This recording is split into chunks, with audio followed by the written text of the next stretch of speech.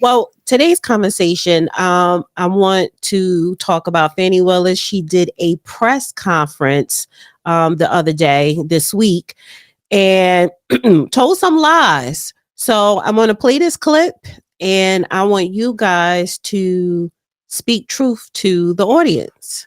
Good morning and Happy New Year. Good morning. I am here to thank Mayor Dickens this morning. Your appointment of Chief Shearbaum, I have told you over and over again, it has been one of the greatest things you've done during your administration because he has been an amazing partner with the District Attorney's Office. But I also want to recognize Chief Operating Officer LaShondra Burks and Teresa Austin Gibbons, who directs the Mayor's Youth Summer Employment Program. Those things are important because you and I have had discussions many times that it is not just about locking up the bad guys, but making sure that our children have opportunities. I'm especially excited this morning that you have brought the great director, Gary Davis, here of Next Level Boys Academy. Me and him have history.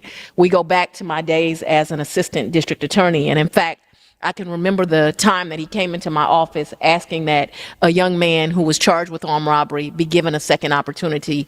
And if he was given that opportunity, watch through the work of his program, him change that young man's life around. And so we took a chance on one young man, and over the years, that has now become in excess of 1,000 young men doing the right thing, not the wrong thing. And so to have him here today is a very important gesture.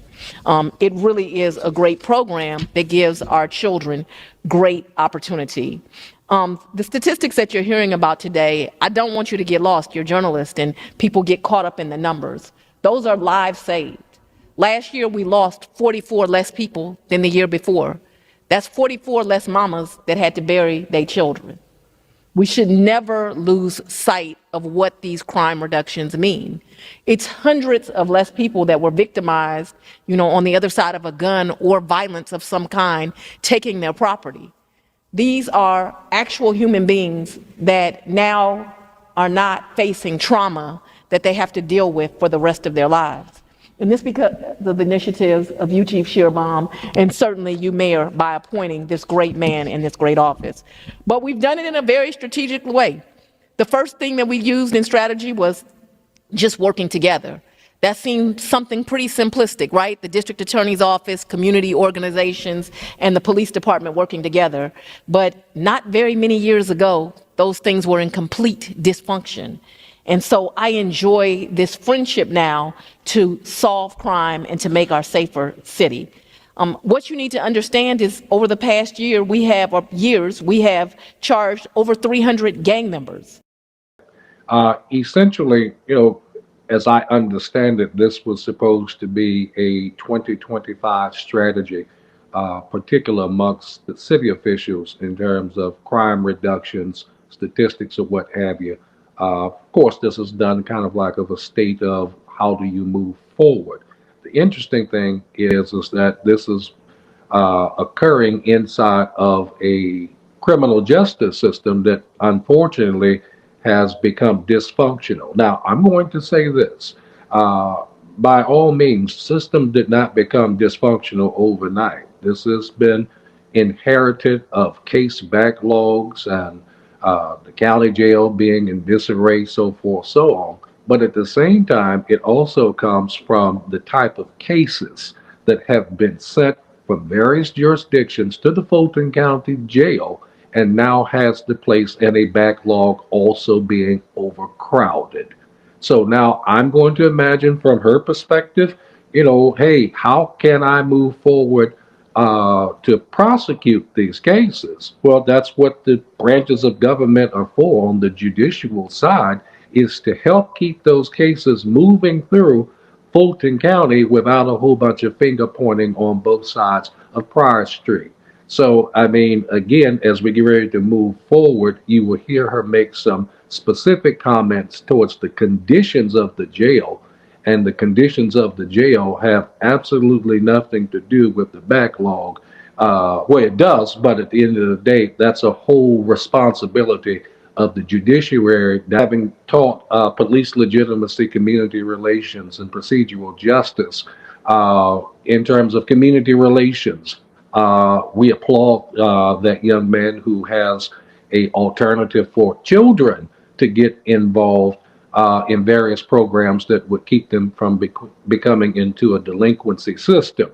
But at the end of the day, delinquency of juveniles is going to be totally separate from somebody that's above 17 years old and is now contributing to a larger body of crime that is now, beyond any particular community outreach. So again, I appreciate the fact that there's a link between the mayor's office, the DA, and this organization dealing with young people. But at the end of the day, there's some larger issues that really need to be addressed. That effort has been a multiplier because we are removing the worst repeat offenders from our community. And we've done that in combination with the City of Atlanta Police Department by making sure that the officers are better trained, by making sure the attorneys are better trained. We've also worked with the Atlanta Police Foundation to invigorate our tracking unit to make sure that our judges know who the repeat offenders are, because no one should get the idea that all young men are bad or all young men of color are bad. What we find when we look at the statistics is it's the same people committing crime over and over again. And if we can remove this very small segment for our society, the rest of the community can thrive by having programs like Gary Davis's Next Level Boys Academy. We also, in not just taking a tough stance on gang members and looking at repeat offenders, but my office has done something, which has created the first ever pre-indictment diversion program, so that those in our community that make small mistakes are not derailed for the rest of their lives, but in fact can get back on their feet and become productive members of society. Also, the REACH program run through the Fulton County DA's office shows children that gang members shouldn't be your heroes. Your heroes need to be people in the press, people that are in law enforcement, bankers, and great community leaders. Those are the people that we need you to look up to, and those are the people that you can actually become.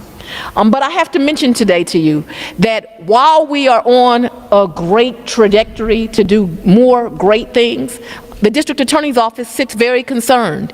And I would urge people, while I have this audience, to call your county commissioners while they are voting on their budget to make sure that law enforcement gets the dollars they need to do this work. Because the reality is, if the district attorney's office does not have the right amount of attorneys, the right amount of investigators, we cannot continue to excel and to make progress for our city. We cannot continue to enjoy a safe city. And so it requires not just a great partnership with the mayor and the City of Atlanta Police Department, but we need a partnership to begin with the Fulton County Commissioners. Thank you.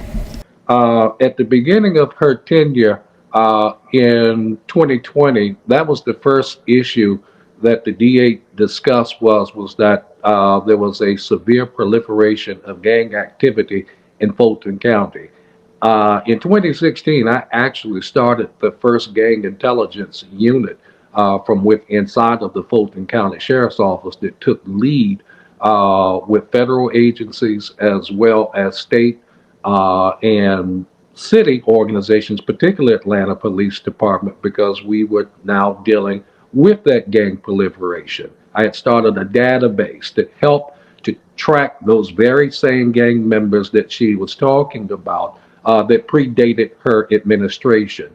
In fact, the sheriff at that time had called upon me to prepare a white paper study that was classified at the time to give to the then chief judge, because a former mayor prior to Dickens was complaining and grandstanding, saying that Fulton County does nothing at their level as a criminal justice partner. The gang units and everybody's out arresting people and sending them to jail. Well, watch this. At the end of the day, as I gave the information and intelligence over to the chief judge, not only did she call in that mayor and give him the report and it shut him down, the lingering problem was that you cannot keep people in jail forever, no matter how horrible that they are. So what is the quality of the cases that you're sending to the Fulton County Jail and the criminal justice system that it cannot move forward in speedy trials. So the finger pointing continues to happen. I can appreciate that Mayor Dickens, is trying to come a more responsible way other than grandstanding about the issue. But this has been a long-standing problem of, lock them up and hide the key, and the receptacle happens to be the Fulton County Jail where people get overcrowded into. With that, now you have gangs that are proliferated from the streets back into the Fulton County Jail, which has become the breeding ground in order for those hybrid gangs to make connections, not only in the Fulton County Jail, but also with actors in the state prison. That spills back into community. So now what you're doing is turning a cycle around of those people that you say are the bad actors. If you cannot prove a case against them, then you release those persons not back into the community as rehabilitated persons, but now as worse criminals than what they were before they went in. So, I mean, again, at the end of the day, we're talking about a criminal justice system that is essentially become dysfunctional, and that's not Charles Rambo's words. It's being described right now with inside of this press conference. Absolutely. When I look at when her standing up there talking, all I look at is a jaw jacker. She is standing up there talking about nothing, basically. We know, because when you have 10 toes to the street and you are out in the community, you know exactly what's going on at people's doors. And for them to give numbers, throw statistics, and do all of this extra to make the community sound like they are doing their job. I mean, if that be the case, we wouldn't have a Mechanicville massacre, and those were children that were out there that were shooting, with Atlanta police officers standing by watching it, allowing these type of activities to take place. So when you say community working together, when you say you're thankful for these, organizations, you don't see these organizations, some of them, until something happens. Chris 180, we were security for Zion Charles at his funeral, and his mother went down to Board of Commissioners crying out, saying how she has went to the police department, how she has went to Chris 180 and all these different other organizations, crying out for them to help her son, and they said he was too bad. See, these organizations are wanting the children that don't have an issue, and just the whistleblower that blew on her, what she was saying. You get your cousin, your uncle, and your auntie's kids, and you bring them in, and you make this look like it's a program helping the community when it's really helping individuals within their family.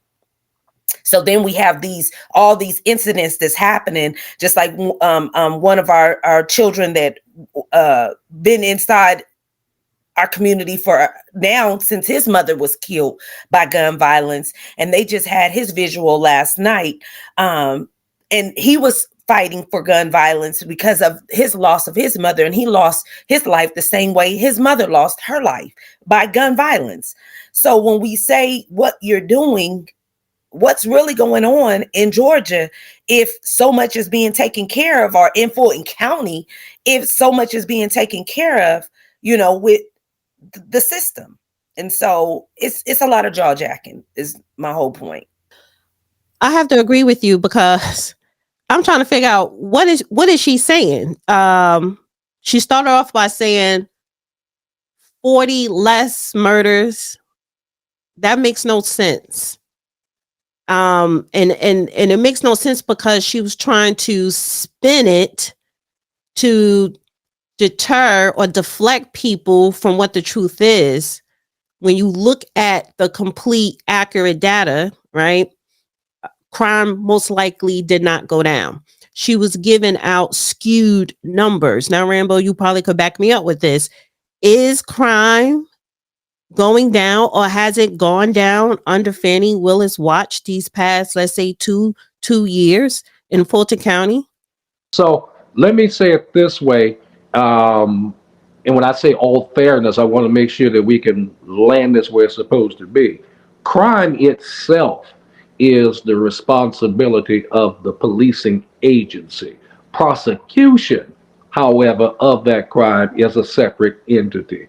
So when the policing agencies come up with crime strategies and can submit proper caseloads to the district attorney for proper prosecution, then I would say we would have to look at her prosecution rate and how solid you get in those. And that's what sends back the message to the community that, hey, this is a county you can't mess around inside of. But that also means is that the policing strategies of which they do approach in this particular press conference when they discuss better ways of policing in the community. And the only way it comes back to is procedural justice.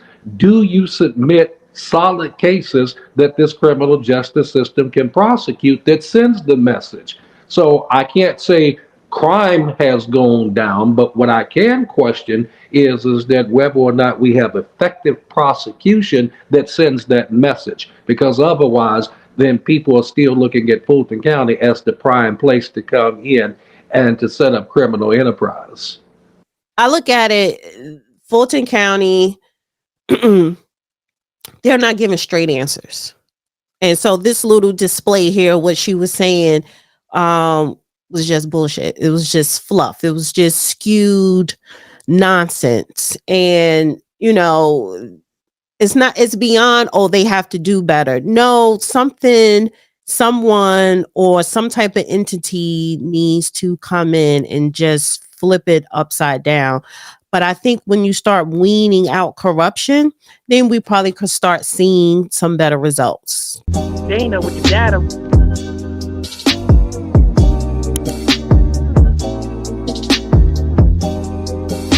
Dana with the data.